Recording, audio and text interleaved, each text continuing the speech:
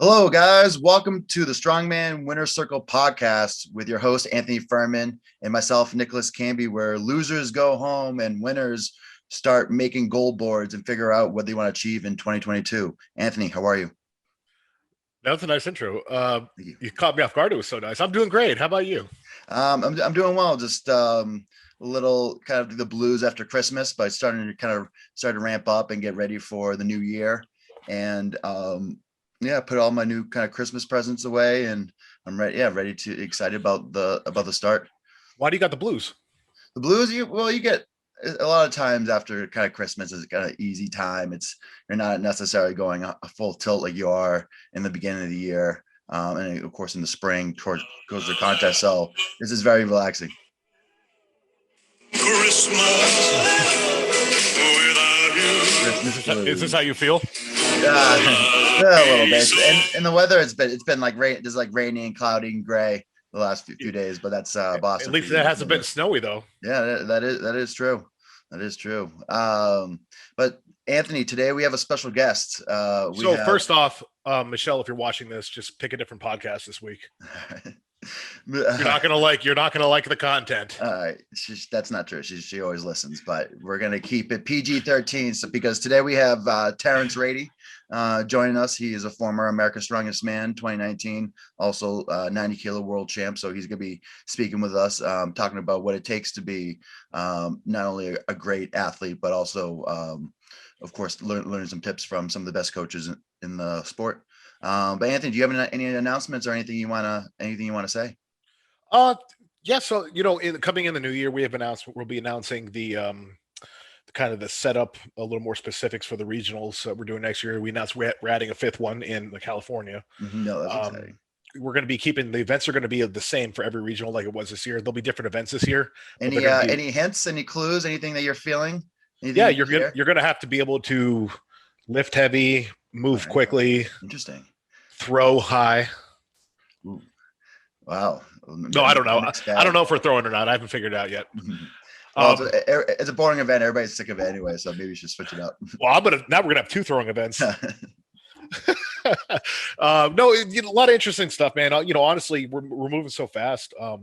There's just this big vacuum in the sport that we're trying to fill, and so we're doing that at a speed that has never been attempted before. Honestly, so awesome. Well, that'll be exciting. And then, any other announcements, Anthony?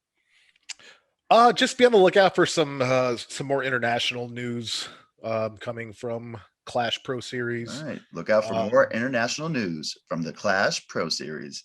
Yeah. Only thing I have is start writing those goals down, people. I just a little anecdote experience. I wrote down Clash champ, ASM champ, and World Strongest Man champ the 2nd of January of 2021. I wrote that on my board and I looked at it every day. So sometimes visualization is a key that a lot of successful people do. So something that I didn't always think that was going to work, but it worked for me this time around. I've done it in my recruiting, done it in other aspects of life. The only thing I didn't achieve in my goal board was buy a house. I was looking to buy a house just so I can finally kind of settle in, but market wasn't right. But you know what happened, Anthony? That's out of your hands. What happened? I learned a lot. I learned about the value of houses, what I want in a house, but also what to look for when you're buying a house, learning about mortgages and learning about realtor fees, closing fees. So because I put that goal out, I learned a lot in that process. So I think when purchasing a home, what people don't do that they should do is take their time and find the house that they truly want. Whether it is you wait another couple of years to get what you want out of it, wait for the market, don't settle. A house is something you're going to spend so much of your time in, and ideally raise a family, and all this stuff. So don't settle. It's one of the things, you see a lot of people, they rush to purchase because for whatever reason, it's almost like a bragging right, or, and it's really, you're making a long-term investment. So be smart about it. That's my advice for purchasing a home. No, interesting. As far as visualization goal thing, I never really did that. But what I did do is I used to have a picture of Ivan Drago on the mirror. And I would just crush it every morning. I will crush you. That's fun. That's funny. Anthony, what type of house would we have as our because we have our heterosexual life partner situation? What type of house would we get together? I see us in more of a bungalow setting, Oh, interesting. like a tropical bungalow. Where there's just like a bar we can walk to and just have shirts that are buttoned down, unbuttoned 3/4 of the way. Nobody judges us for our heterosexual lifestyle. All right, awesome. All right, I'll look forward to that. Is maybe the Caribbean? I keep having the Caribbean thing. Maybe U.S. Virgin Islands, man. We don't even get. Yeah, there we go. But since really quickly, They'll just be called the U.S. Islands. Stick with me, but since we have Terry on, I'm going to make my background because he is this world. He is out of this world. He is out of this world. All right, Terry's in the green room. Any other thoughts before we bring him on? No, just buckle up, everyone. It's going to be a bumpy ride. Buckle up, Buckaroo. Guys, part 2, we have Mr. Terence Rady. For you guys that don't know Terry, it was a well-accomplished 105 kilo, but also started at 90 kilos. So in 2016, he was the world's strongest man at 90 kilo. 2017, he took 6th at world's strongest man, 105 kilo. 2018, he was the Arnold Amateur champion, 2nd at the Ronne Coleman Classic, 2nd at America's Strongest Man. And then 2019, he was the top spot where he became America's Strongest Man. Currently, he's the owner of Peerless Performance Systems, and Terry is, of course, not only well known for his competitions and competing, but also for his coaching. So he's coached many national championships, national champions, amateur Arnold champions, and also world and record holder individuals. So Terry, thank you for coming on. Hey, thanks for having me, guys. I'm glad I get to see your beautiful faces. Yeah, this is I keep looking around in your background to see if pigs are fucking flying because me and Terry are on a podcast together. Yeah, right, dude. Everybody at OSG was like, "Did you and Furman just talk to each other?" And I was like, "Yeah, man." I said, "It's Furman and I go through. How many fights have we been in? We're like a married couple." Yeah, man. It's always something. Yeah. I think what it stems from though is when you had just got your pro card in North Carolina, right? So this is context 2017. 2017, yep. I was coming up because I had just won 90 kilo worlds, did 105 worlds where Furman and you both beat me. And that was my my second 105 show. And then I think it was just like, because Furman was going this way, I was going this way. So it was like battling, because Camby, you had been a pro since what, 15? 2015. Yeah. You had been a pro since 15. So you were already in the system. You were already like, up there. And it's like Furman and I were kind of like vying for a spot. So we were battling back and forth. And I think that it was just like conflicting egos, but it's really never been. You guys both have very strong opinions. So it definitely clashes. It's strong opinions in the ego, but like, honestly, like there's nothing like personal about like that I don't like about you. So it was always just the ego thing. It was always like this weird, like kind of like tension. Like we were trying really hard to be friends, but also like, fuck you, man, I'm gonna win. And now we don't compete anymore, so we're like, okay, it doesn't matter. None of that matters. We made our hundreds of dollars. Yeah, I made my $1,000. Okay, I got my grand and walked away. I'm gonna frame this on the wall. I said this is enough to retire on, so I left. Yeah. Oh man, how it used to be. It's fucking nuts. Yeah, it was. But so my question, I want to start with kind of when you were coming up, I want to start with some controversy that happened off the bat.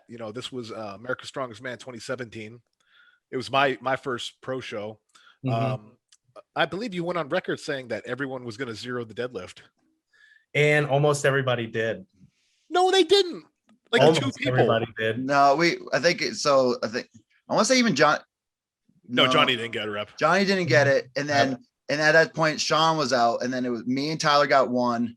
No, me and Clayton got 1. Tyler got 3. James got 4. Anthony got 6. Yeah. Yeah. It was only one person, but only one person zeroed. Yeah. It was just the ego. Like I was pissed I couldn't do it because I felt at that point in time that I was one of the stronger dudes in America, but I didn't, like, in hindsight, like looking back, it was just being hopped up on substance and full of ego. You like I feel like everybody's got that part in their life where they have not, I wouldn't consider it a God complex, but like, you ever hear Chris D'Elia talk about like the movie complex? Like you're in your own movie and you think that everybody's just an extra in your movie. Yeah. And it's like, I was in that mindset back then, it's like, it's my movie. Everybody's in it. Like, why am I not there? I should be there. This dude, it's so funny because I'm like looking back and I'm like, look at this dude, Andrew Clayton can't even do a rep. And then like, he's by far one of the greatest American strongmen to ever do the sport, period. And it's like, yeah, it was just young, full of ego. I was like 26, 27. Yeah, 26. Young whippersnapper. It was a long time. Yeah, I was a young whippersnapper. My joints felt good. It was, I don't know. It's one of those things. I think honestly, to be successful in this sport, you do have to have that ego. You do have to have that kind of complex. You're not going to succeed if you don't believe you belong and you're going to be the best. So, I mean, it's something to be said where we all the good ones have that. And that's where we kind of butt heads a little bit sometimes, I'll put it to you. I would actually rephrase it a little bit. You're right. If you're somebody that wants to make it to the top at like this violent pace, whereas somebody like Camby, who is one of the nicest people on the planet, who have you talked to him lately? I'm mean. I disagree. I think Camby's meanness, like when we had Arc Whirl, like in 2020, I think Camby's meanness stems from his ability to not kind of sugarcoat and coddle you and like tell you the tough shit that you kind of need to hear. Sean DeMarinis is the same way, but Sean also is just kind of a jerk. Yeah. Like he's just kind of a jerk. So it's like Camby is the reason Camby is so massively successful now is because he's been so nice and he didn't have that ego and the willingness to do the extracurriculars and stuff like that aren't necessarily the best things for you, but can get you there quicker. But it's like a longer path, but that's why he's still in the sport and we're not. Mm-hmm. Hey, I'm getting mad every day. I'm going to come back and whoop the shit out of Camby next year. Also, you guys are in trouble. I have a new body specialist that I just go to, and he's the most painful guy I've seen. So I think even with him, if I go to him like every other week, I'm going to be like this. Oh, it helps. It does help immensely. But yeah, there's a new guy I found in Dorchester who's awesome. I found that if you drink enough, you don't feel the aches.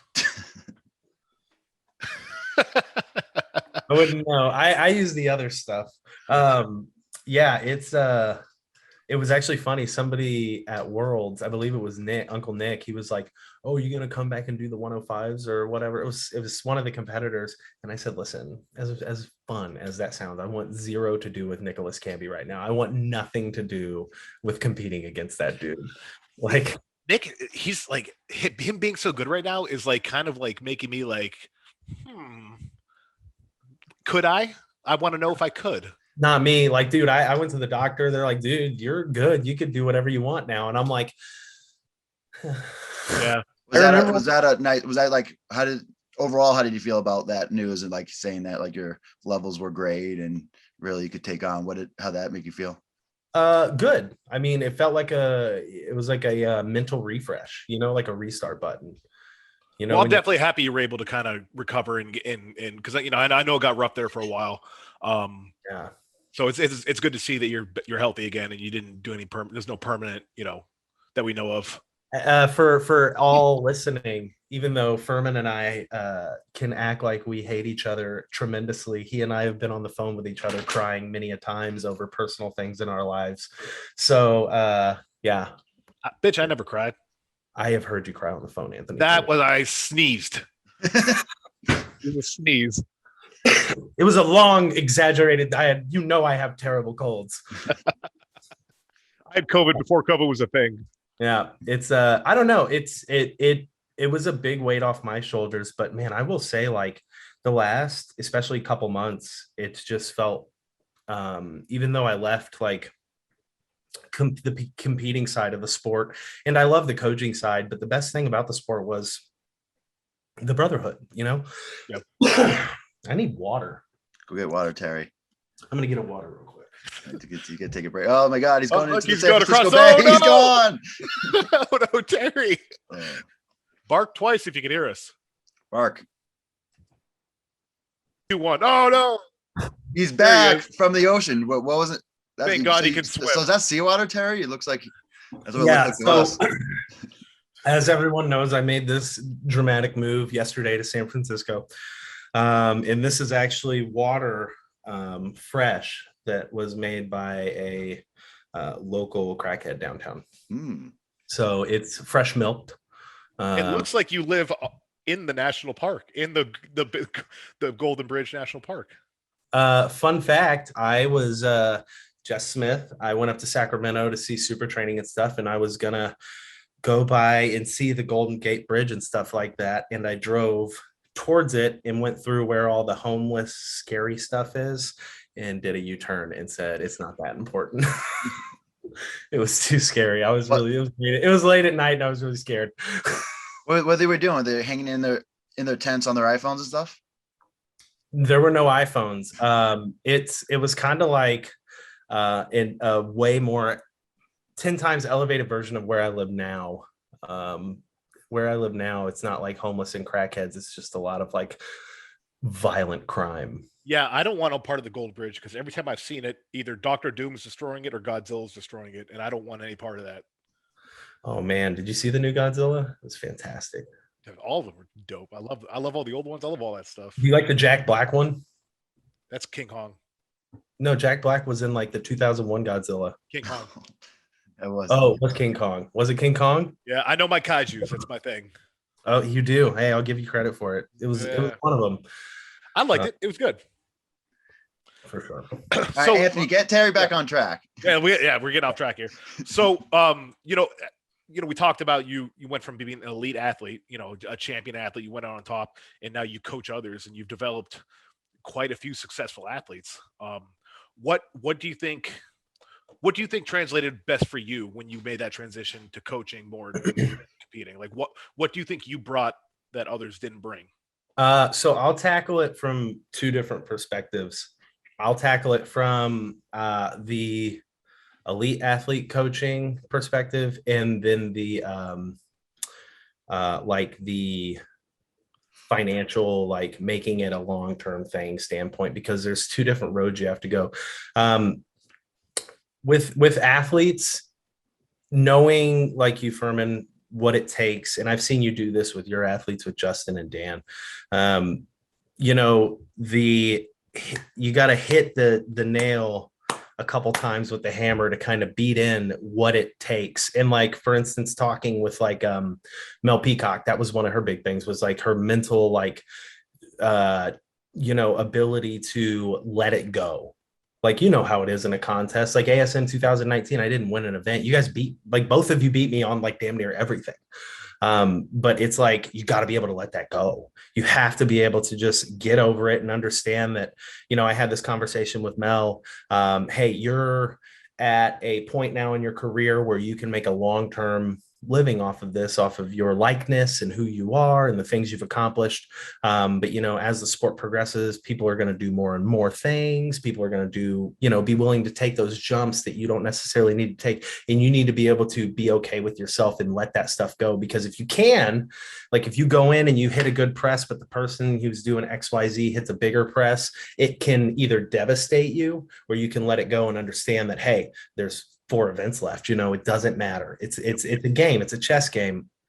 And I think just the athletes that have come to me, I've had some strong people come to me, but then, Mel did well at the Arnold before me. But I really took her to the next level. Same thing with like Danny Vaji. Alex Kopp is really, if he could just learn the same thing. There. Yeah, he's right there. It's everything he does is so strong, but it's the bags. Mentally, when it comes to those bags, tossing the bags, he can launch them in training. He throw a 60-foot bag, 17, 18 feet in the air. Right now. Hey, it's not a fun event. It just should be taken out of competition. I loved them. I think they're amazing. I love bags. I like sandbags are fun, but like I do think we need to move on. It's been like 5 years of sandbags, just like every competition. And it's like, we gotta, like, can we move past that, please? I'm tired of watching it. Like, it's not fun to me anymore. Yes. Like, it's a gimmick now. Yeah, It's I'm with you, Cammy.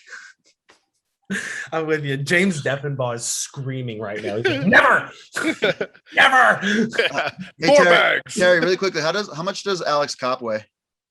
Alex Kopp, he weighs, I told him to start eating more. So I think he's pushing like 275, 280. Yeah, because he's kind of like that light heavyweight. Yep. Build. Yeah, he's very, very, especially for his size, but in general, he's very strong. He's if when he can put that show together, yep, he's gonna be a force. It's the same thing with like Mel and like Danny and these other people I've coached to like greatness. They're the type of people that they just buy in. Like they're not doing extra stuff. They're going in and hitting what you tell them to hit. Like if you tell them if something's not going right during the workout, they're like, hey, not happening today. What do I do? You know, most people like they'll have those days where they're like, oh, it was a crappy training session, didn't feel good, but went in and got it done, just didn't hit the numbers I was supposed to hit. Well, it's Tuesday, dude. It's Tuesday. Why don't you just take a rest day on that day? You go in, like there were plenty of times where I'd go into the gym and it just would not be feeling good. And I know there's like that whole CT Fletcher, you gotta be tough, whatever, you know, like goddamn YouTubers. Yeah, it's like there's that, but like, listen, dude, like you don't have to write checks if you don't have the money in your bank account. You understand? Like you don't have to like commit to these training sessions like it's the be all end all. If you move a training session back a day, it's not like it's going to derail 10 years of training. Yeah. Like relax, calm down, take a step back, let your body recover, go home. The biggest thing, like I would tell Mel and Alex, like if you're feeling beat up, go home and eat.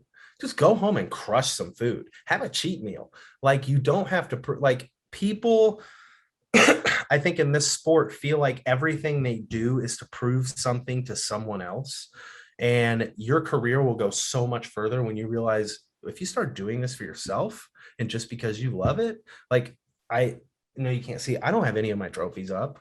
Like they're in a box, man. I did everything I did because I wanted to hang out with you guys because I looked up to you guys. I tell Sean DeMarinis every time I watched him for the first time at ASM in 2015. Nobody looks up to Sean DeMarinis. Sean DeMarinis is the reason I went to the 105 class. Hey, everyone looks down to that was one of my questions. Sean DeMarinis was my greatest inspiration as a strongman. So with him, I didn't know many of the 105s when I first started the 105 class, but I remember when I turned pro, I kind of figured out who Sean was, and I was like, "There's the target." Yeah, I was like, that's the guy. With Camby, it was 2015 or it was 2015 ASM in the casino parking lot. 2016. 2016. That was, I was a 90 kilo then, and I saw Sean compete I saw him compete for the first time in 2015 in Indiana. And then I really watched him in his element in 2016 at ASM, because that show, he should not have won that show. Like those events for Sean, like the max height stone over bar, Conan's wheel, you and Clayton were there, Adam Lane was there. Like that was a very, like he had two good events in that show, right? Like the front handle car deadlift and circus dumbbell. He actually came in fourth, I think, at that time. Sure. Like Clayton, Stickle. Yep. Clayton, Stickle, Lane, and one of the guy hit 6 reps. So 4 guys hit 6 reps on that Bartos 200-pound dumbbell, and Sean actually took 5th and like took 3rd. And I took 3 points. I took 6 on that. I remember. The thing that won him the show was that car deadlift, because like everybody zeroed it. Well, actually, not everybody, just me. Just me. That was the year before that everyone zeroed. Was it? Yeah, but the challenge. But he still won. I think he won with like 9 reps. Zach Hadge got like 8. Lane was up there. Then of course they have Tyler, Johnny. No, I thought Lane zeroed. Lane zeroed the deadlift. No, he definitely got a few reps because he ended up taking 3rd that year. Yeah, he took 3rd. I remember, because I remember Adam was my training partner for a long time. So I went out there with Adam, but I watched Sean and like, dude, I was just like, that's the guy. And I've never, like Furman is like sees, oh, that's the target. That's the guy. I've never like, the thing I said to Sean was like, dude, I can't wait to compete with you. Like I don't want to take none of the things I did was to like take anyone's head off or win any title. I liked the training. My whole thing was these guys are hitting this. I want to do that. Like, I want to do that. I don't like, it doesn't even have to be in contest. The contests weren't fun for me. The training was fun for me. I didn't really care to compete. I just like to train. I like to chase the numbers you guys were hitting. I like to see what you guys were doing with training. And that's how it translates back to the coaching, is like everything I've learned from experience, not only just reading, but being around people like Adam Lane, who's CS, Camby. I learned stuff from you, Furman. I've learned stuff from you, James Deffenbaugh. I've learned stuff from him, Sean DeMarinis. I've learned stuff from all these pros on top of learning the science behind programming and strength and conditioning and biomechanics. And it just makes for a better rounded coach altogether. Because I'm a serious empath. Like I'm very emotional. So I have a really good working relationship with all of my clients because we talk on the phone and we, and there's a lot of them, but we talk on the phone weekly, and we try to, I'm not a good texter, but I always try to like convey what I'm feeling, through my voice and through videos and stuff like that. And it just makes for a really easy coaching client dynamic. Now, with that being said, there are some people that just don't talk to me, which is fine too.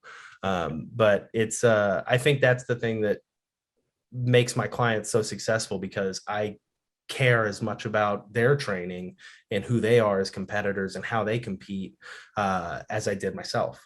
And it was always about the training for me. That's why I competed so well. I was always the littlest dude, that was why I was such a good competitor, is because I took the training. It was so fun to me. So it was like, oh, it's just execution all the time. Let's just execute now.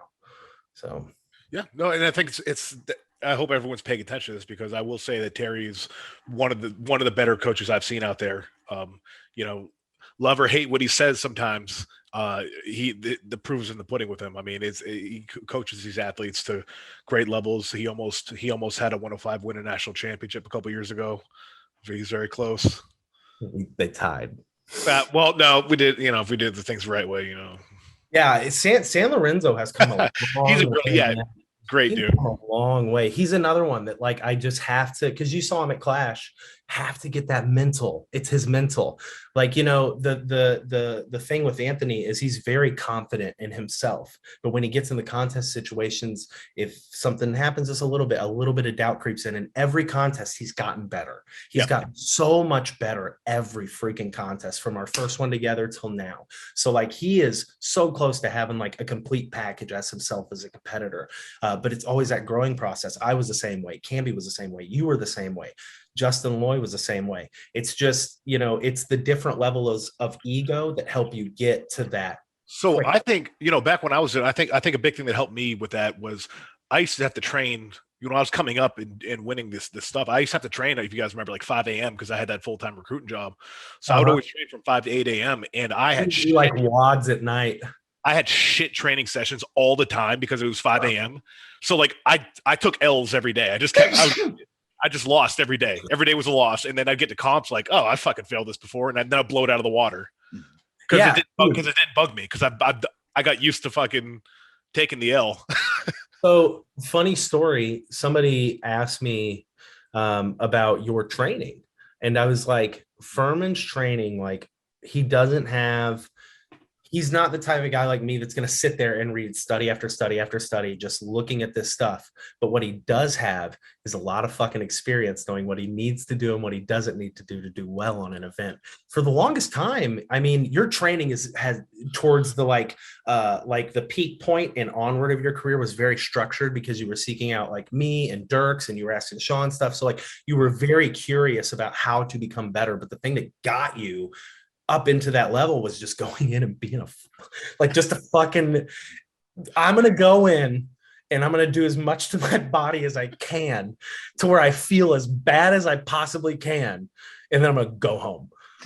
Like that was your training. Like, okay, what is the least sore on my body? Okay, I'm gonna do that as much as I can today. I was always surprised because he never really puts in he just recently started putting in deloads, but before then he didn't really ever do deloads. Do you remember that? Do you remember when he would talk about how deloads are just your week or something, whatever he said? There's no deload. What did you deload for? Okay. The way I looked at it, listen, I was deloading for at least 18 hours a day. I mean, sure. Yeah. Yeah. You train. Look, you train 3 hours a day, and you walk do activities for another 3 hours a day. The rest of the day is a deload. So why do you need a week? Perfect. Yeah, makes sense. Makes sense. Hey, it worked. I learned a lot. I tell you what, I learned a lot doing that stuff though. The art. I learned the art of it as opposed to, you talk about the science. I did read the science. It's not my I don't give a fuck in the end of the day.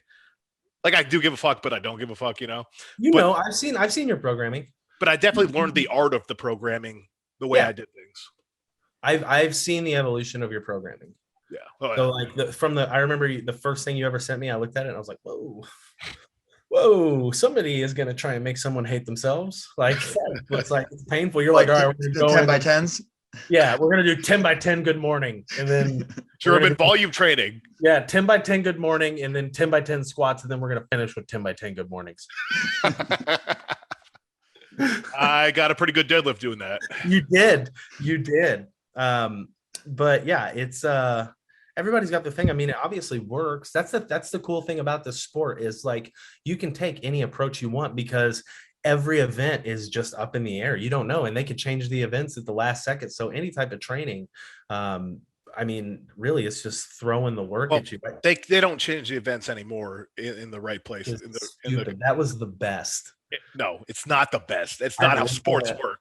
I love it. Imagine if the Super Bowl, they're like, by the way, we're using a soccer ball. Like, that'd be awesome. No, it wouldn't be awesome. Shut up, Terry. Imagine if they were like, all right, it's the Lakers versus the Pistons, and instead of a basketball, we're going to use a watermelon. Imagine if Tom Brady had to have like fully inflated footballs. Listen, I want to hate on Tom Brady, and Camby knows how I feel about this topic. But he kisses his son on the lips for extended period of time. He comes back for seconds. It's He's weird. Part of the zeitgeist. Listen. If that's what it takes to be the GOAT, I'm a kid kisser. I don't know. Like, I just like extended time kid kisser. Longer. Dude, he was like it was half the episode. He's so good though. It doesn't matter. And like he's just the it's frustrating how good he is. He's the most impressive human being. Meanwhile, I'm still a Steeler fan. I'm just watching Ben Roethlisberger get worse every second. Dude, poor guy. Like, does he have a lifeline necklace, like a life alert necklace, while he's playing? Because he looks like he needs one. I think he's done finally. I think he said that Monday is probably going to be his last home game, which it's the end of an era, but he needs to move on. I saw him run. He has a Hall of Fame career, but not right now. I saw him run 3 yards on a blitz broke the line, and he ran up 3 yards, and the defensive end walked towards him and grabbed him by his jersey and pulled him down. He's like, "Hey Ben, get over here." Yeah, there was a time when you couldn't sack the guy. Yeah, well, it ain't now. Anyway, it's because his kids are growing up and he doesn't kiss them anymore. Well. That you know Tom Brady doesn't eat nightshade vegetables like tomatoes and eggplant. Good. And peppers. Fuck vegetables. That's why. I love peppers. But like what like I was like that's great and all, but like I eventually one day I want to kind of implement some of Tom Brady's stuff. I think maybe when I retire, but I'm Italian. I cannot do. Yeah, I'm saying peppers, no eggplant and tomatoes. That's a no-go. Okay, is eggplant parm a big thing? Wouldn't you rather? No, but eggplant in general is pretty cool. Is it? Malignani, of course. I don't really eat it. Malignani. Hey, what's wrong with you, Terry? Do you like that cuisine guy on TikTok? Hey, cuisine. Oh, that's right. You guys TikTok. Oh, yeah. Well, you also kiss kids on the lips, so that makes sense now. I don't. God. But maybe when he has a son, what? think You about can't say that. God. Jesus Christ. All right, let's I got to go on, Terry. So of course you're still very involved in the sport. You coach a lot of 105 kilo athletes, Frank Pomazano, San Lorenzo. For 2022, who are the top 505 kilo men you would look out for, or who you expect to do well in the various contests? You're not included? Say again? No, outside of me. Outside of you, I would say Justin Loy. Obviously, Dan Hughes. I love Dan. Like Dan is a very good guy. Anytime Dan posts a Lego, I always say I'm going to smash it. Dan Hughes. Jeff is like getting surprisingly strong. He came back with a vengeance this year.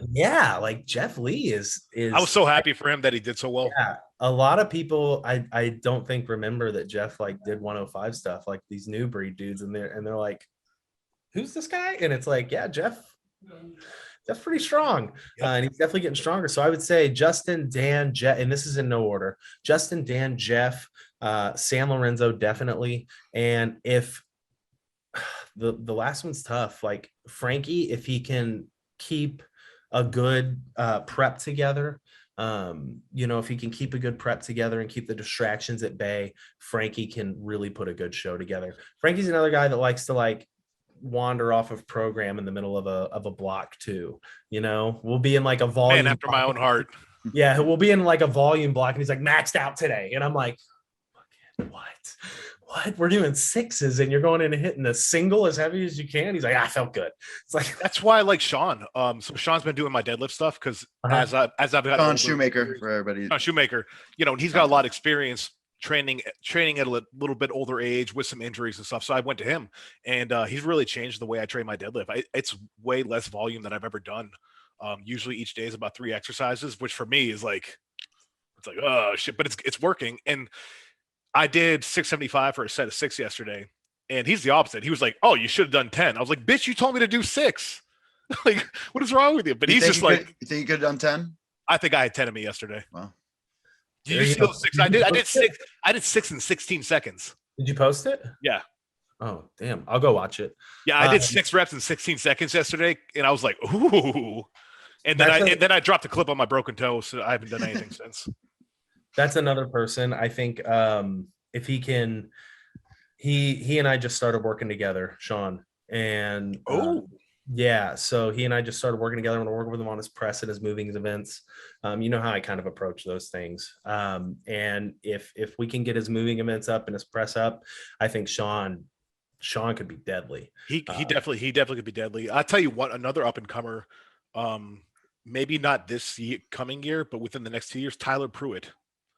I'd have to watch his stuff. I think Tyler, he came in 4th at 2 class shows. I feel like he's 3 years away from being I think he's a pro. 2 years. 2 years away. 2 years? All right. Because I said Frank was going to be in the finals at Clash this past year. Frank Pisano, and then he ended up doing well at America's Strongest Man. So I was just one or two contests away from thinking he was being a top American, right? So off the 5 that I agree a lot. It's funny. Justin and Dan are I think are just not the 1, 2. They're first they're hilarious. Second, they're just very interesting in terms of the way they kind of like battle each other. I think in the long run, this is a tough prediction, or not tough prediction. This is my 2 cents. I think Dan's gonna be the more consistent one, like with better, probably wins more contests or wins more of the one-on-one battles versus Justin. But Justin has a higher ceiling because he just has like freak limbs and freak abilities that many guys don't possess. He's built well for the sport. I tell you what's going to hold them back. Dan is still active duty, and as long as he's going to be in, and whenever he leaves this team, he's going to have to take a step back. So a lot of his career stuff is going to affect how good he is. And honestly, same with Justin. Justin's, he doesn't no slouch. He works in a business where he's in charge of shit. So he's kind of figured out what happened with Clash was he was kind of still figuring out how to. Well, he did. That was his first training session, first competition he was training for that didn't have Anthony Furman breathing down. Well, it's not even just me. It's that's huge. He had like a full time job though that he. Oh, yeah, that's also. Hold on. I have to swerve because I know he's been posting about it a lot. And at OSG, I talked to him about it. And he's very, it's very open. Who's this? If Clayton wanted to come back and do 105s, that'd be a real problem. Clayton would be tough. Clayton would be very tough. As long as he's okay with qualifying for the Clash stuff, because absolutely. last year he wanted to invite one of the Clash shows. He signed up for a couple of USS shows, and I told him no. I said, look, you've got experience in weightlifting. His name is Rush Davenport, very strong dude, and his first show is going to be Clash. Well, he can get into Clash now by placing top 2 at USS Nationals. So he already signed up for Clash. So he's already in Clash, and it's going to be his first show. And he said, well, I want to do these shows, but, I kind of just want to see how I'd fare with the big dogs. And I said, look, dude, if you're going to jump in head first. When I started doing this sport, the weight classes were 231 and under, 231 and over. That was it. And I weighed 176 pounds, and I got waxed for 4 years. So it's like, if you're going to dude, when I started competing, I was competing against Jess Reeves. So it was like Jess Reeves when he was younger, and he just fucking destroyed me. He tore his bicep and still beat me. sounds like Aaron West, dude. toughest dude. That dude. ASM 2018 when Aaron tore his bicep was like you just had to be there and be in the environment just to see it. When he walks over and he says, I'm going to tear my bicep on this. And we're like, what the fuck, bro? Me? And he's like, yeah, first rep on this log, I'm going to tear my bicep. And you remember that Camby who's in the first lane and he cleaned the log up, got it here, pressed it, and he went, yep. I thought he tore his bicep on the farmers, but that's when he wrapped it up with the torn bicep. He took, I forget what he took, like 5th or 6th that year too, I think. Yeah, he just couldn't do the stone. He did the deadlift. He did everything with a torn bicep. Everything. Dude, you don't make him like that no more. Oh, dude, he like tears his bicep, sets the log down after he gets 1 rep, walks into the back behind the curtain and grabs a bottle of Bird Dog whiskey and goes, and just takes a drink of it. And he goes, all right, let's do this. And I'm like, wow. Well, it's like 2019. Like after an event, Terry would be in the corner, like with a fucking paddles, getting his fucking heart restart after every event, and I'm sitting there going, no, screaming at my knee, like slapping it around. Like we're all just like stapled together. Dude, the ASM 2019, the guy that was supposed to do my IVs, he was a ex med corps or something in like the army, and you messed up, bro. Yeah, he wanted to run my line right here, and I have this thick vein right here, and he wanted to be cool and do it over here, and he blew out my vein 3 times, and I only had 1 catheter, so he reused the same catheter 3 times, and I never got my 2 bags. So I had taken in like 4 or 5 grams of salt and like a couple grams of potassium that day, and had no fluid because I was counting on these 2 bags I was going to get in. Never trust a soldier for anything ever. That's how I live my life. Yeah, well, all right, Terry. I'm joking, kind of. Back to your top 5, and of course, I'd be interested in your opinion. So there's some other guys, like of course you have like Tommy Sharp, but Tommy sounds Dude, like maybe a little banged up. I was literally just thinking about him. The best, but the thing that holds him like back the most, and it's not a bad thing. So Tommy, if you're listening, I love you and I admire you so freaking much for this. The fact that he is an amazing husband and an incredible father, and he doesn't have that I can go to the gym for 3 hours and mindlessly do this stuff and eat, sleep, and focus on just my training. Like if he was that guy and didn't have those other factors, Tommy would be one of the best in the country. I disagree. I think he's a better strongman because he's such an amazing man. I think he's a better competitor because of that, because his kids and his wife go to that stuff and he's like, show up. They don't care is what I'm saying. So I work with Tommy a little bit for ASM.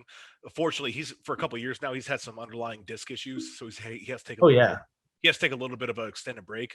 But if he can heal the discs up, I think it's going to be definitely like up until his disc started getting problems again. I thought he was going to push Camby for ASM. Like he could push. I was pretty. I'm not gonna lie. I was pretty nervous going into that. I was like, oh man, I might have needed. Like Tommy's looking pretty big in Waco. I was like, I'm pretty much competing and have 3 weeks between Waco and ASM. I'm like, is that enough to? Yeah, but he got his disc flared up and it was just poor timing. And it's like, what are you gonna do? Tommy is 100% healthy. Tommy Sharp is like. I tell you, someone else I believe in. Dangerous 105 because he's so relentless. I believe in Bob Schwantz. Bob Schwantz. He looked great in Waco. He beat Justin. Did he? Yeah, he had a great show, and it's for Bob. A lot of times he has bad events, bad shows, but that comp, he put it all together, and he was impressive. I actually thought he was going to place top 3 at nationals based off his Waco performance. Yeah, but you can't have bad events, bad shows. No, I'm saying like if he has a bad event, like he's one that kind of that mental game. Oh, yeah, I think that like Bob is strong at certain things, but I just think they're like if you threw a certain event in like a contest, like what's his Husafel? He beat Justin in the sandbag loading medley. Yeah, like he's good at short medleys, but he's not a good distance carrier though, right? Like I remember like the times he did nationals, he only carried like the 3. Nobody's a good distance carrier except James. No, I can carry. You can too. The thing with you is you don't practice it. Like when you showed up in Dallas and had no idea what a Conan's wheel was. You were like, I don't even know what this is. And I'm like, you've had months to train for this. And you're like, Remember I picked it up and I took like 5 steps back and then went forward. Walked 5 steps backward. Me and Sean are going wrong way, Furman, go that way. And you were like, and then you did like 1 revolution and like just collapsed on the floor. You were like, that was the hard. You were shaking. You were like, that was the hardest. Well, because I didn't know you had to breathe while you're doing it. Like I just held my breath and braced the whole time. for those of you listening right now, Don't do Kona as well like that. This is Furman before he knew what competing was. Like he would just go in and train Zercher yoke. He'd be like, "Yeah, I did like 1,000-pound Zercher yoke for 50 feet," and we were like, "It's Conan's wheel, bro. What are you doing?" That's what I did. It's fine. I won the yoke sandbag medley though. You did. I'm terrible at yoke. I've always been bad at yoke. No, it was good. Those are good times. Those were wild times, man. I used to have so much fun. That was the funnest time. I really wasn't winning anything at that point, but I had so much fun. I wish you would have did that show, Camby. Show. Oh, Dallas. I was still pretty fat coming off of the Arnold. He was getting ready. I just did the Arnold too, but he was getting ready. Yeah, but you weren't fat. I was like the fattest I've been. Camby was I was thick. 265. Camby was a thick boy back then. Oh, Camby, Yeah, how the turntables turn. Yeah. How they've turned. So yeah, there's But no way I was. Camby was getting ready. He was like, "Listen, I got to take 22nd at Worlds in 18. I can't do this show." Yeah, get out of here. There was tied with 15th with Andrew Mock. All right. But I did want to get back to some of the other notable. All right, keep laughing, guys. All right, enjoy it. All right, enjoy it. We have to because you're dominating right now. Yeah. So it's like the Yeah. times we beat you is like we're just gonna like. People need to remember. You know, it's if for everybody that's watching, and I always keep track of is like it's head to heads. Our head to head Terry is 2-1 Terry, and then me and Anthony's head to head is like 5-1 or 5-2, depending how you put it. So I'm really at the losing end of the stick over here. And I think Terry, you have the matchup versus Anthony. I think, right? It's like, is it 2-1? Yeah, I have the matchup. He's got me 2-1, I think. 2-1, yeah. Yeah. Terrence the champion, the Zoom champion. You guys, bye. But other guys, some guys that depending if they can stay healthy. So like, of course, you have guys like James Deffenbach. I think James healthy and James easier back is a clear favorite for even to win the competition. But again, his training years is just really up there. But you know who I'm surprised who keeps getting stronger with older age is Darren. Darren looked like he probably had his best year this past year compared to He's getting better. at 43, which is Getting better and better. was awesome, which is very inspirational too. Just the fact that you can keep competing past 40. But I think there's gonna be a slew. So we had the return of, like, for instance, like Richie Muchigamba coming back at Clash. So I'm pretty interested in terms of how he's going to do. Of course, you have guys, Saxton, young competitor. A lot of times where you have young competitors like that are in their 25, 26, they make the biggest like leaps from compared to someone that's 30 to 31. When they're 25 to 26, that's generally a pretty big leap. I think Cognan, it can't be overlooked. And then there's so much talent right now. Good. Yeah, and then my favorite for the Clash on the Coast or Clash on the Corral is Michael O'Connor. So watch out for my training partner there. I don't know. Well, he's doing the Jersey Clash, ain't he? No, he's doing the Corral. The Cumberland. Yeah, sorry. Oh, how dare you? Cumberland. It's so many. I think the 105s right now are definitely extremely competitive. Like, it's an extremely competitive class. I think there's a lot of names we forgot on that list. Well, no, it's always been competitive, but what we have now is the opportunity to match the competitiveness. We have the opportunities that weren't there because we had ASM and Worlds. Do you plan on doing like an international clash? So I have one in Norway, Scotland, Dubai, and Australia planned, possibly one in China. And then you'll have like World Clash finals.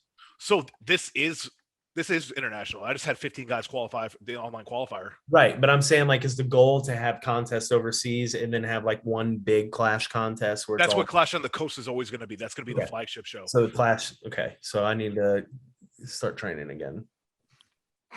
But that's gonna be the show, and it's what I'm seeing is exactly what I knew existed, was so much talent. Then they were coming out like, oh wait yeah, a minute, we have opportunity now. Now they're coming together. Now we're truly, because I don't care who you are, ASM, OSG, because of the way things have been set up previously, you never got the best talent at each show, all the best talent. Look, I'll say all the best talent. You know what I mean? Like, you had talent, but it was always separated. There was always missing people. for whatever reason. Right? That's the biggest thing. Like it's but like with Clash, what we're seeing with Clash is we're seeing talent from across. There are no feds. You know what I mean? Like this is just the best coming together. Yeah, I would agree with that. I really wish some of these. Okay, so like this is like off on a little bit of a tangent, but one thing that kind of annoys me is when these lighter dudes hang out in their lighter weight classes and don't like eat the food and just get stronger and gain the weight. Like the weights kind of stay like right here, and they might peak up a little bit like numbers wise, like a log press or a deadlift, but like generally it's still in this realm. And like I wish these 90 dudes would start eating and like step up. Like I did it, why can't you do it?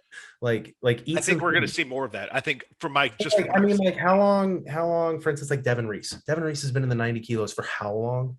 Like, get out. Come on. You've already won like a world title. You've won 90 kilo world. Go to the 105s. Bump up.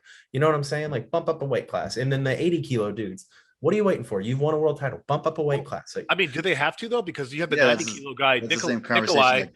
Nikolai, he loaded the stone that all the 105s missed. I know, but I think he should bump up and like go to, like gain the weight, like test yourself against bigger dudes. Like, I mean, before my heart went to AFib, I was 250 pounds gaining weight for the Arnold. You know what I'm saying? I just did ASM, even though I didn't even win ASM. I was like, you know what? I beat almost everybody except Sean DeMarinis. Nothing to be upset about. I'm bumping up. I'm chasing like. You don't got to tell me I did that shit too. I love that. I'll just never understand the mindset of why people like sit in that weight class and just like, I just want to be the best in this weight class. And it's like, well, that's a little bit what I'm kind of doing, Terry. It's not. But on the contrary, I do encourage like 90 kilo men or 80 kilo men, if they don't have the contests that, like, for instance, some individuals, guys, they just won't, those guys only compete like once or twice a year because there's no competitions. But if they bumped up a weight class, they don't have to cut weight, they could compete with heavier weights, and then that'll benefit them. That's what we're trying to do with the pro series, is I'm trying to give those guys shows that they can do that matters. Yeah, exactly. Like have more shows. But when we were, of course, pros, or not pros, but I'm still a pro, but in our kind of in our heyday together, there was OSG and ASM, and then there were all these other contests in the beginning of the year, but I still needed competition experience. I still needed to get that experience so I can be better when it comes for what I like to call the playoffs, or like those big contests. Playoffs? You're talking about playoffs?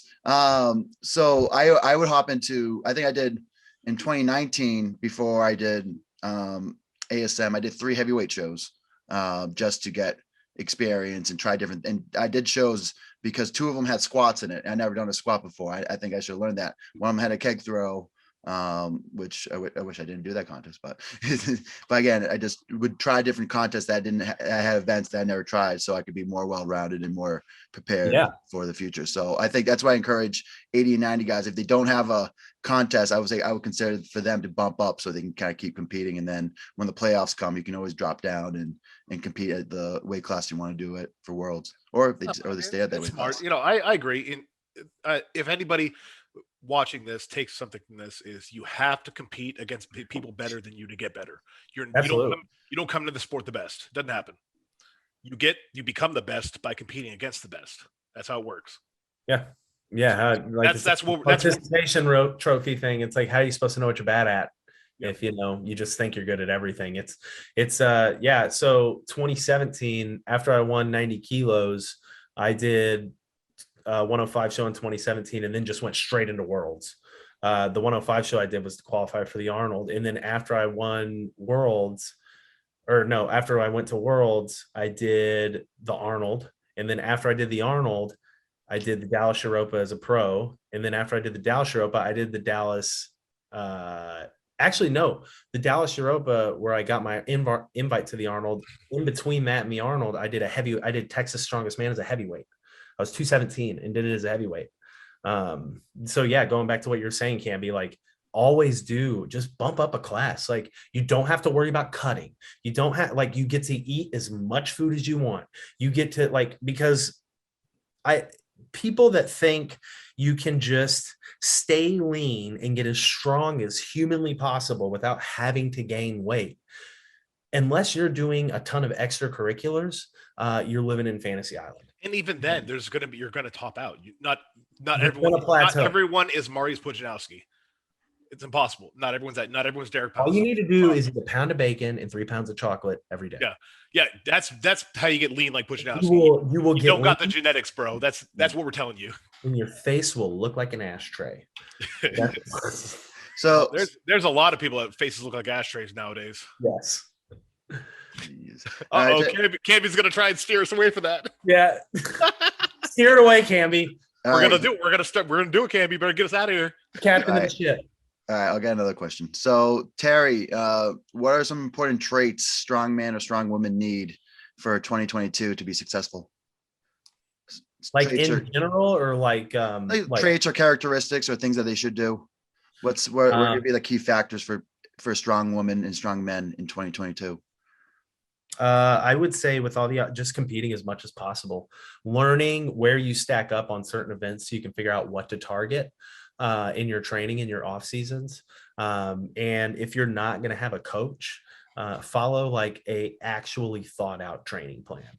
Don't just kind of go in and do whatever. Like when Furman was coming up, I would say that he got away with that because he was at an interesting era where the contests were just kind of heavy and the 105s didn't have a ton of opportunities and they weren't getting a ton of recognition on like the national level in terms of like the amateurs. So it was obtaining your 105 pro card. While it was still the hardest thing to do. There weren't a ton of opportunities and not a lot of people did the traveling and stuff. But now that the competition is getting a lot of exposure and a lot of people are doing 105 shows and the class is growing, you're going to have a lot of dudes that are coming from other sports, like my buddy Rush and stuff like that, coming from Olympic lifting that are going to be very strong. So I don't think people are going to be able to get away with going in and just lifting heavy all the time, no deloads, and just we'll call it what I was genetically predisposed to be successful. You were. That's what it was. End of the day, football. I got away with shenanigans. I was a very high level linebacker, so I was able to get away with shit that you whoever's watching this, you won't be able to get away with. It's true. Like you'll end up getting hurt, and it's just not. Plus, I mean, like, you can be honest with him, Furman. You remember, Cammy, you remember when Furman would send us what he was eating? Like just shoving double quarter pounders in his face, like 20 and 3 bangs a day. 3 bang energy drinks, 900 milligrams of caffeine. Oh, 900 milligrams of caffeine, tons of McDonald's and Taco Bell.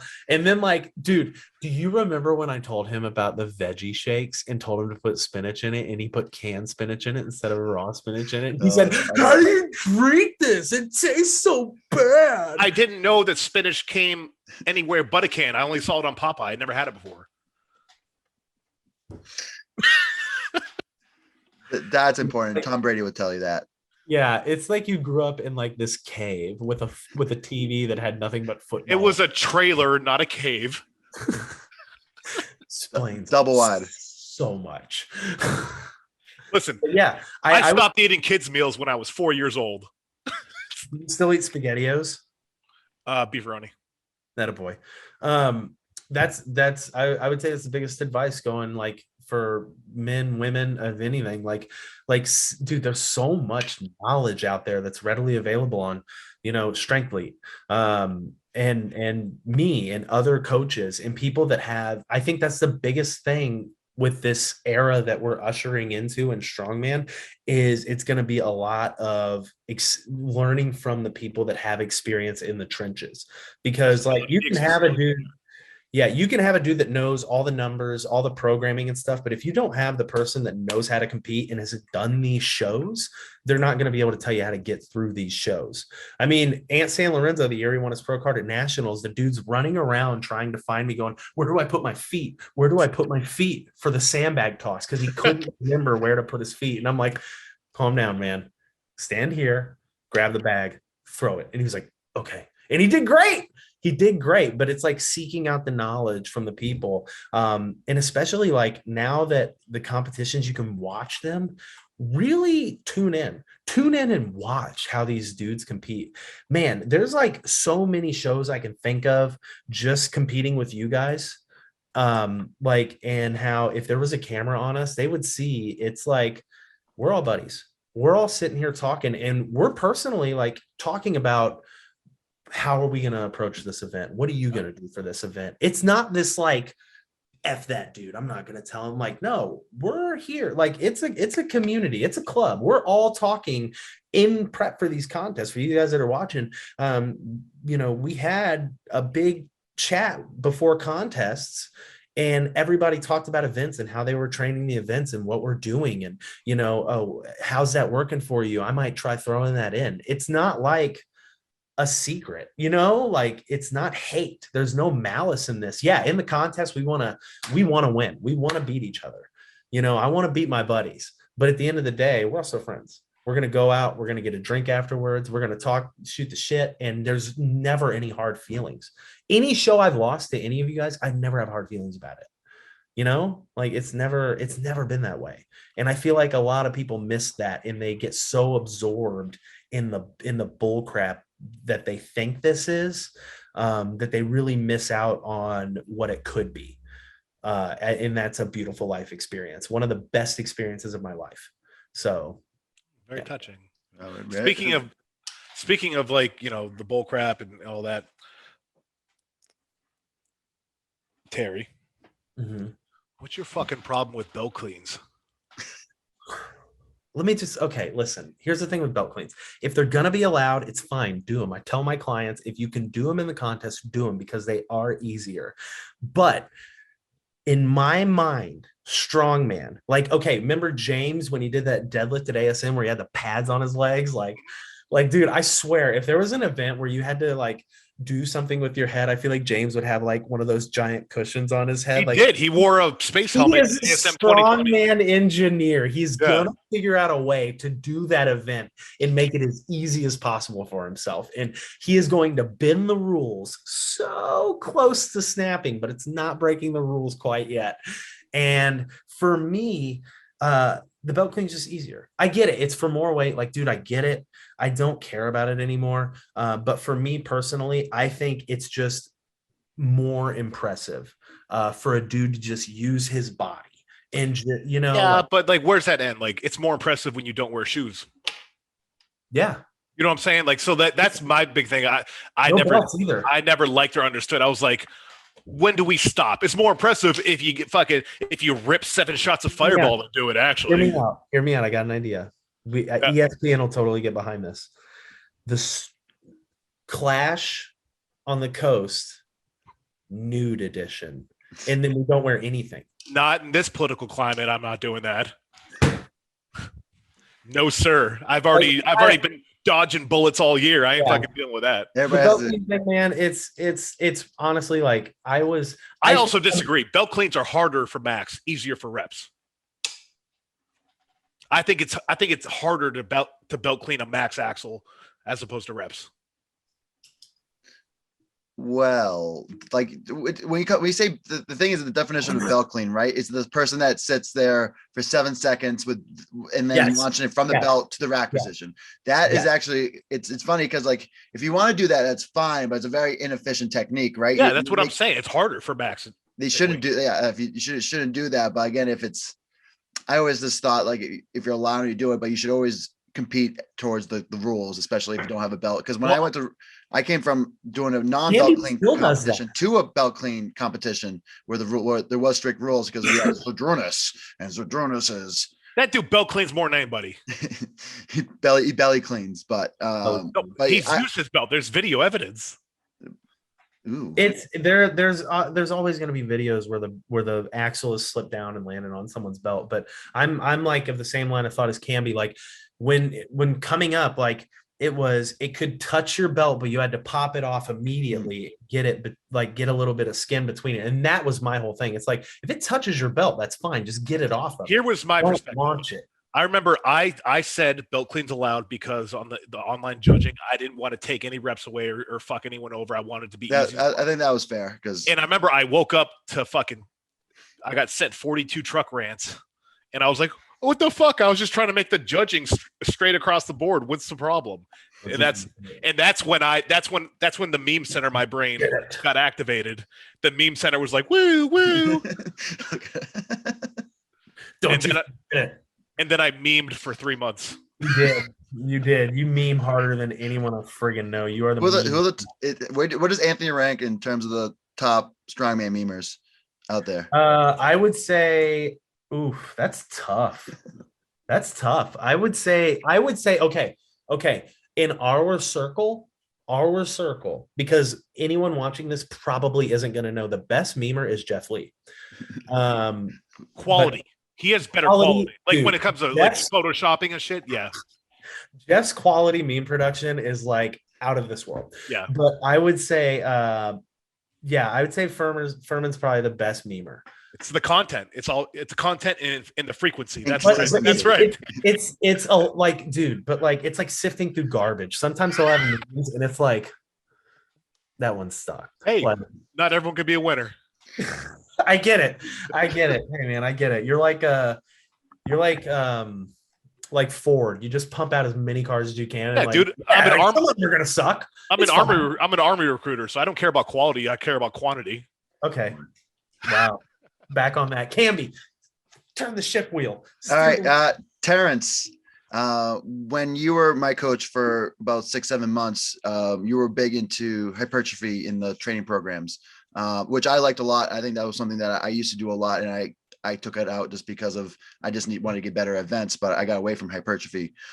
What's the importance of hypertrophy in a good structured strongman program? It's good. I generally pull hypertrophy. I don't like, for instance, when you're about 8 weeks out from a contest, we won't have a ton of reps on stuff. That's generally when we're doing like strength and power blocks. So hypertrophy has a good place in the off season when you're like in that, like if you're doing block training, like the accumulation phase or whatever. But a lot of the stuff I run a lot of undulating.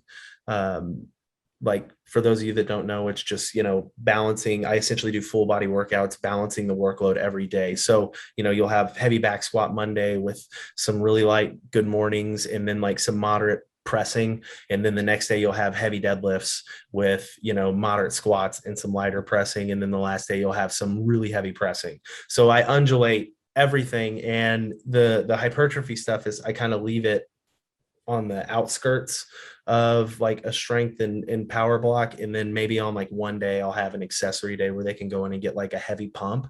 But generally if we're doing that, it's more rest pause stuff just because you can get out. The whole purpose of hypertrophy is just doing as much damage as possible, increasing the amount of mitochondria in the cell and trying to give the body as much time to rest. So I think looking back at how I used to program, actually, I think that was probably a flaw of mine is I focused a little too much on that because I knew how I looked and how I felt when I did it. But if I could go back in time with my own training, I probably wouldn't do that as much just because it was just probably during my strength blocks, in my peaking blocks, it was too much workload on my CNS, whereas I would rather do like my heavy pressing and like a heavy squat and then in the workout with like something for my joint, maybe like 100 legs extensions or 100 ham curls. You know what I'm saying? Just to make my knees feel better after those heavy squats or 100 push downs or something like that. Just something easy to get some blood flow in there. But other than that, I don't really steer too much into hypertrophic work unless it's like a specifically designed block just to add size on a person. All right, interesting. Well, I think we were influenced both by via Max Pippa, the mountain dog training methods when we're talking about the hypertrophy and strength training. Max, yep. I think it's a big thing that we did. I was influenced a lot by Mastel and Mills. Yeah. Mills was my first coach, and then I went to Mastel after that. And a lot of people Mills is like the OG power builder. Mills is, yes, he is. Yeah. He literally looks like he could be on a poster for power building. Yeah, like that's his. He thing. should be. He's one of the. I mean, he's been doing it before it was called power building. Yeah. What was his last show? ASM 2017. No, he did a heavyweight. No, he did heavyweight. Arnold. He did Arnold 18 or 19. 2019. That's right. He pulled like 3 or 4 715 deadlift, which was big. I remember he did pretty well that. I think he got I think he was in the teens. So he was like right outside the top 10 that competition. I was going to do that one. But yeah, I mean, the training, like when I started focusing more, because I had a full-time job, I was working like 60, 70 hours a week, driving all over the place, busting wrenches in the cold and, all that stuff. And I was focused more on my training at that point in time, like, because towards the back end of my career, I would like collaborate with Max and Mike Mastel and stuff, but I really handled a bulk of my own training. And then I started focusing more on the coaching aspect. That's when I started like reading a little bit more, studying a little bit more on like the culture and understanding strength and conditioning, and consulting with people smarter than I on it that have actually studied the stuff and went to school and got educated on it. And then that is really when the coaching kind of really started peaking hard. And Danny Vaji, and then other people that it's tough to put everything into athletes when you're competing yourself. We've seen time and again in the sport, competitive athletes try to coach others, and you either have to have a very small clientele or you got to be a shit coach. Right. You can't make a living off of it. If you want to like compete and coach, you have to have a small client base and you have to have a full-time job.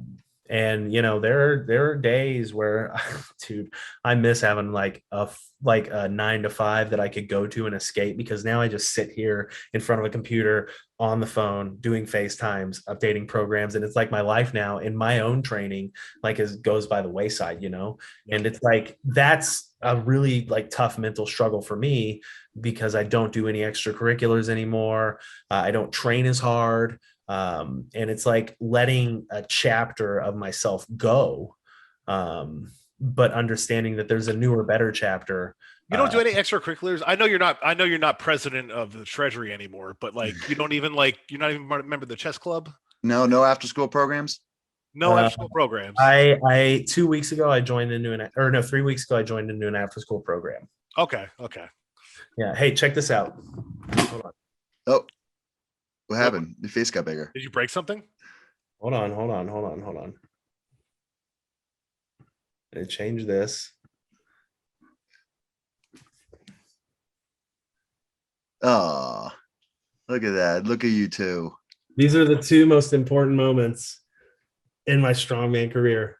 The year I won ASM and the year I won my first world title. That's my dad. He's always super proud to tell people I'm his son. Terence Rady Sr. I'm not just proud to say he's proud.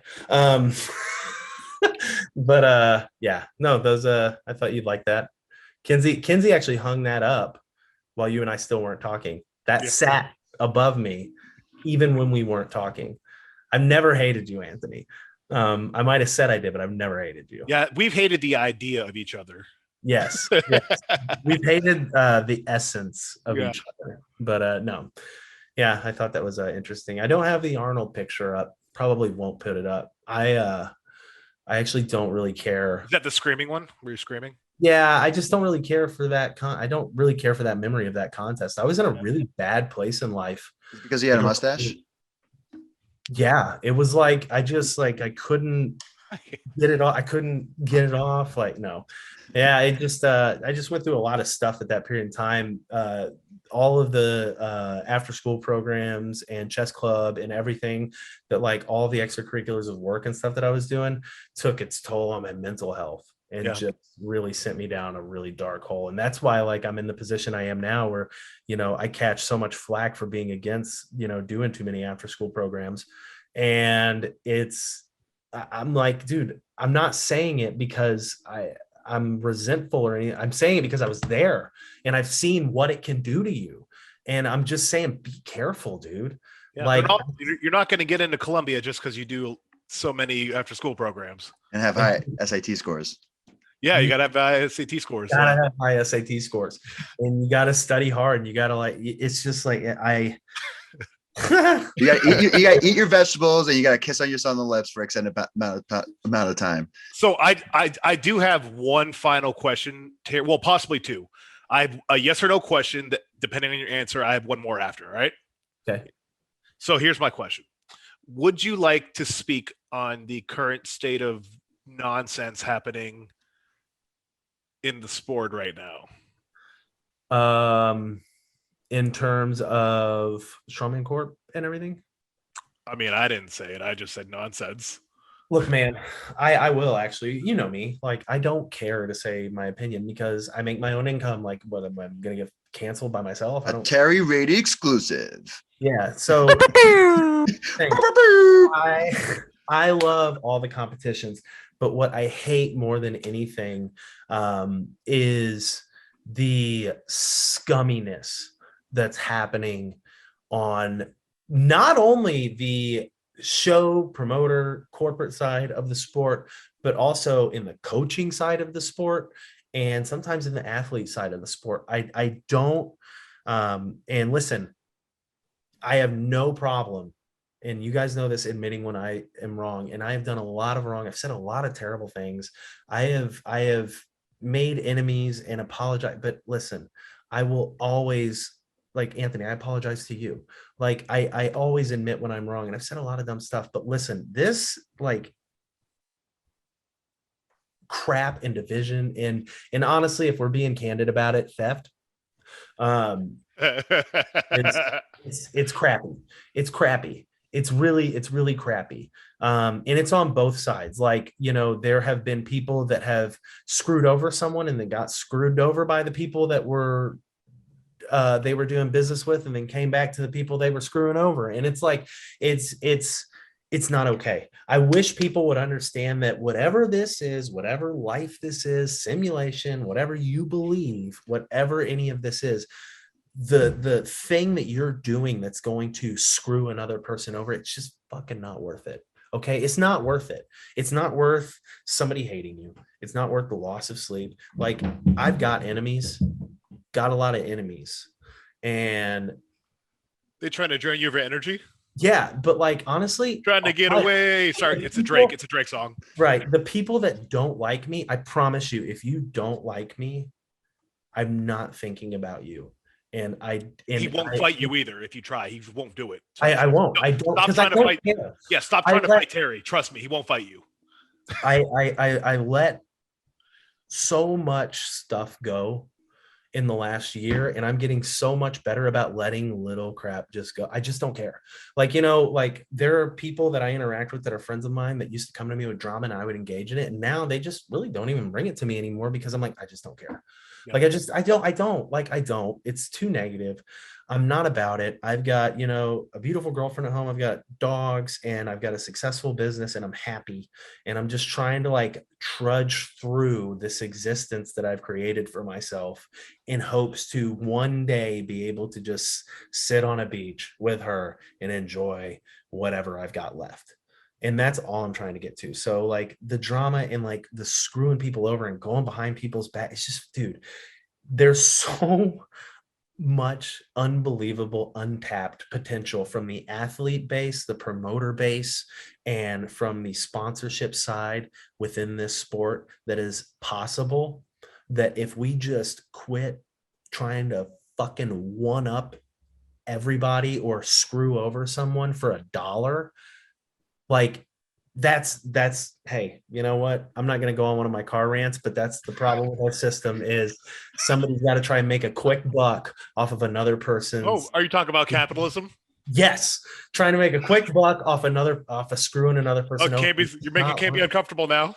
No, I do. So Camby's not that guy though. Camby wouldn't fuck someone over for $1. No. I'm saying it's not worth it at the expense of someone else. Anything in life, expense of someone else is not. And that's a good capitalist. My whole philosophy: people treat people. If you take care of people, they'll take care of you.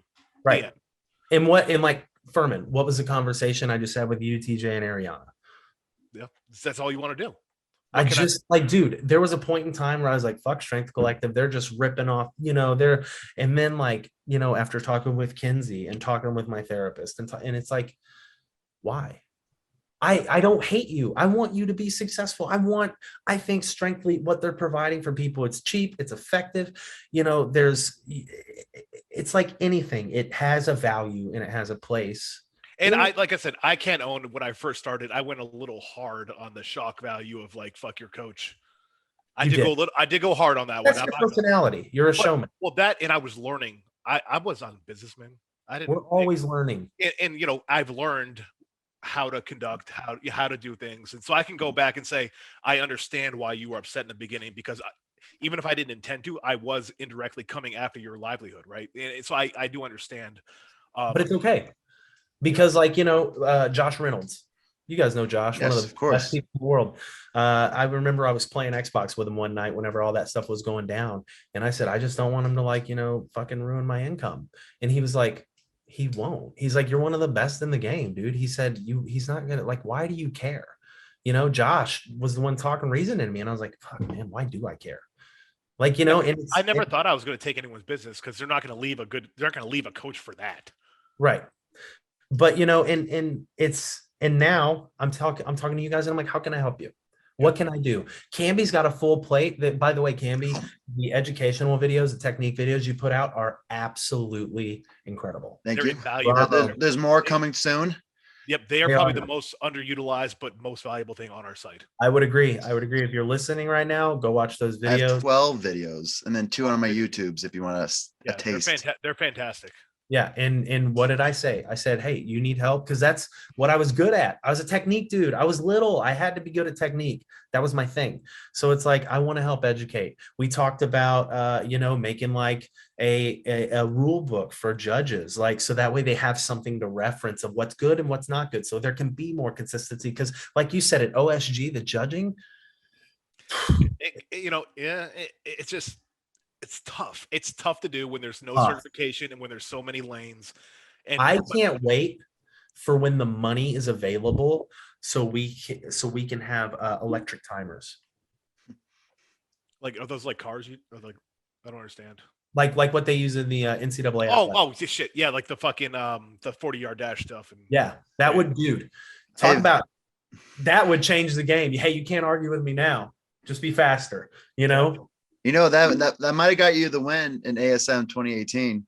I lost to Sean by a tenth of a second. A 0.01 of a second and 0.4 of a second on the yoke. So if that flipped, me and Sean would have tied and Terry would have won. But then granted, Sean might have done more on the stone to win, but just saying. He couldn't. He was hurt.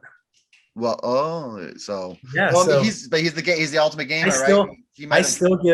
Dude, Sean's one of the best gamers ever. I give Sean shit because I'm like, it's so convenient that you beat Camby by 0.01 seconds, and it was the contest that was hosted by your gym owner. It's so convenient. My favorite part is his response is always like, yeah, you're right. but to be fair, Sean's not great at farmers, and he dusted that farmers. Like, so that just goes to show Sean's a gamer. He shows up. Remember ASM in the casino parking lot? He took that 300-pound stone of steel and set it on his head. It was like on his head. Yeah, he had a bump over the ball. He had a bump on his head. So like, a head clean is okay, but not a belt clean? Absolutely. I hate you. Don't you forget it. But here's the thing: if you were to wear one of those little like cardboard street dancer hats that have the hard pad in it, so you can do the spins, that's like a belt clean. That's cheating. Only if it says no in the rules meeting. All right, Terry, my last question, and it's a fill in the blank. Winners are blank.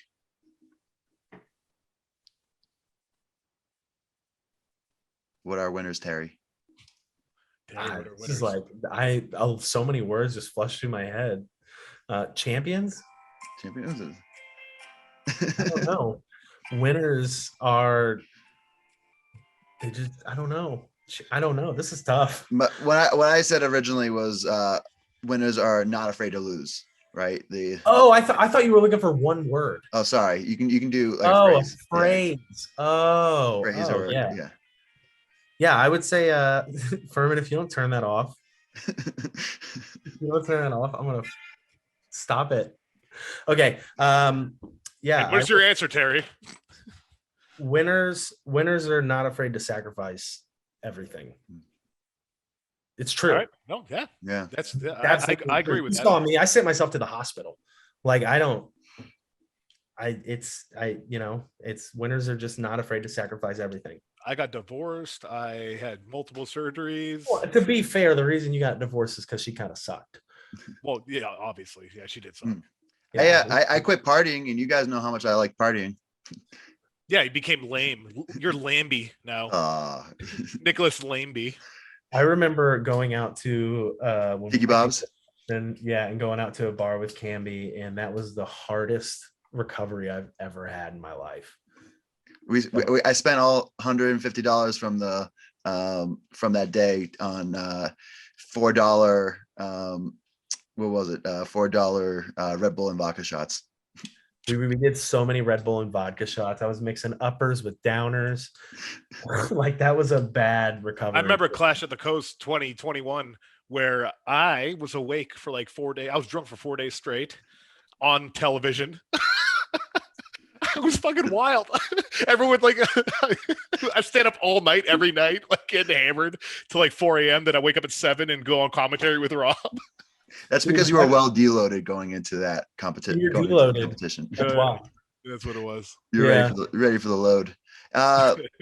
Anthony, we're getting a little ahead of time, but do you have any last questions for Terence? No, I have been satisfied by Terry. Thank you so much. Satisfied.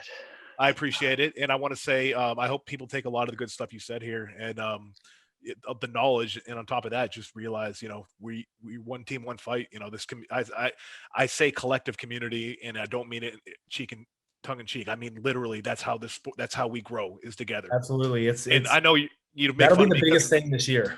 That'll be the biggest thing this year. Everybody doing this together is what makes this work. Everybody. It's honestly. I don't do shit. You don't do shit. Camby doesn't do shit. Together, we are making a better future. Yeah, it's gonna be, honestly, I'm kind of excited for it. That's why I wanted to get involved and stuff, just because I see, like, I really think that the stuff that happened with Strongman Corp and everything else is honestly, even though it looks on paper, you're like, wow, this is really messed up. I think behind it, it's going to lead to something incredible. I have nothing but positivity for the future. I see a clear path, and I'm so happy everything that happened, honestly, because we're there. We got this now. We're clear. We have a crazy, purpose. Dude. I'm excited to watch. It's going to be cool. Ape together, strong. Exactly. Terry, where can people find you? If they want to learn more about Terence Rady. You can find me on Instagram at Terry Rady, or if you look for Peerless Performance Systems, I'm getting a new website made right now. So I'm learning how to code, boys. Ooh, wow. What coding or what programming language?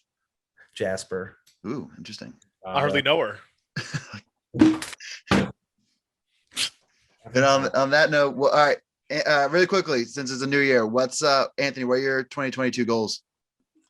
I would like to go an entire year without an injury. No, it's a very good goal. Make it realistic. All right. So honestly, my goal by the end of 2022, I want to have a $50,000 prize guaranteed for 2023 Clash. Nice. That's my goal. It's for you. It's for you, Camby. Thank you. Someone needs to support this. Terry, that's it. Terry, what are your 2022 goals? My 2022 goals is to have a 3-way podium sweep at the 82 kilo women Clash. All right, 3. So who do you think who's going to be the 82 kilo? So Mel Peacock, Jody Kennedy, and Leah Birdsall. Ooh, wow. Leah's tough, yeah. Leah just came back to the team and she's very healthy. The problem is Leah pushed it very hard, very quickly, and accrued a lot of like injury buildup. So it was best for her to I literally said, hey man, take like 4 or 5 months off. Just don't lift. Just go to the gym, get a pump, don't lift barbell stuff. Don't do anything that hurts. Just, stay active. And now she's back and her numbers are doing this real quick and she's feeling real good. So I want to do that. And I also want to get Alex Kopp his pro card at the Arnold, and have at least. You want to get why? So he can qualify again? No, because I want to get him on. So he can qualify? I want to get him on the main stage. Oh, you want him to win the Arnold? Yeah. Yep. I think he can. He's very strong. Did you see his axle the other day? Oh yes, the triple, the triple or double or whatever it was. 4. 350 for 4 on a deload week. Yeah, just get him to do that fucking game day, and he's golden. Yeah. So yeah, I got goals, but all of my goals are athlete goals. My personal life and stuff is my goals for that is just continuing building up my mental health and, find a better routine for the gym and, Which I'm so happy for your personal life, Terrence. By the way, I'm very happy that you've leveled out, that you're same for improving you, dude. mental health. Same for And you. you can't see. I really no. I mean, like on a personal note, I'm really, we've been up and down, and I'm very happy to see that you're leveled out and having this positive personal life, moving forward. I love it. So I appreciate that, man. I really appreciate that. We enjoy it, Terry. We enjoy seeing you grow. I was in a bad place for a little bit, man. Yeah. Actually, one of the conversations I had with Camby actually kind of really steered me to really start going towards my mental health. It was whenever Furman had shared a meme I didn't like, and I contacted Camby about it, and Camby was kind of like, hey, man, all this drama and stuff, you kind of stirred it up. You got to deal with that yourself. And I was like, you know what? And Sean kind of said the same thing. He was like, dude, if you just talk to somebody, like deal with it. And then I started doing that and it helped. So yeah, thanks for that, Campy. Absolutely. I'm always here to help, Terry. Always here to help. And then my goals going forward, I want to win 4 contests next year. So I want to do 6 contests, win 4 of them at least.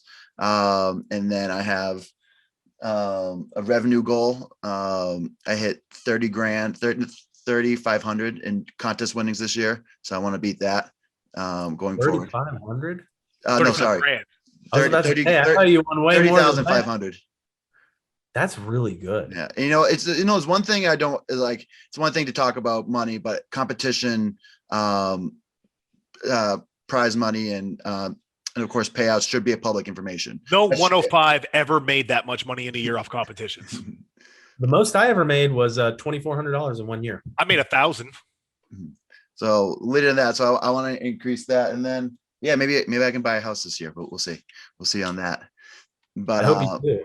But when are you and Abby getting married?